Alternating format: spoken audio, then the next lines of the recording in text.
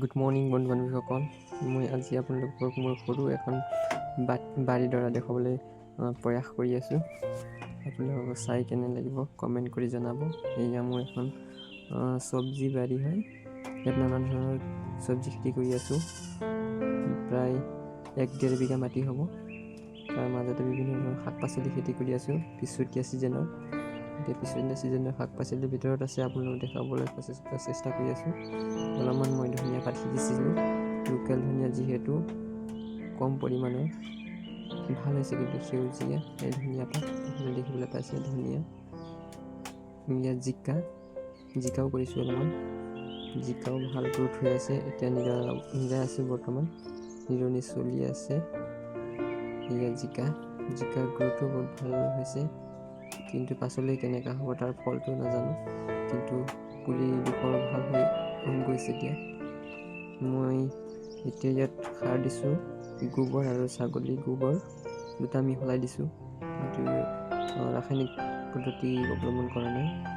ইয়াত দেখিবলৈ পাই আছে আপোনালোকে তৰবুজ, যিহেতু তৰবুজ খেতি গৰম ছিজন আহিছে, অলপমান পিছতীয়া তৰবুজৰ খেতি কৰিছোঁ। এইবাৰ প্ৰথমবাৰ আপোনালোক কৰিছোঁ, কেনেকৈ হ'ব নাজানো। মালচিন দিয়া নাই, এনেই কৰিছোঁ মাটিতে। এয়া তিতা কেৰেলা অলপমান কৰিছোঁ, য'ত নেকি মাটিত হয় সেই তিতা কেৰেলা, চেং কেৰেলা নহয়, তিতা কেৰেলা। এয়া দাংবড়ি এডৰামান কৰিছোঁ। দাংবড়িও ভালেই হৈছে। আপোনালোকক মোৰ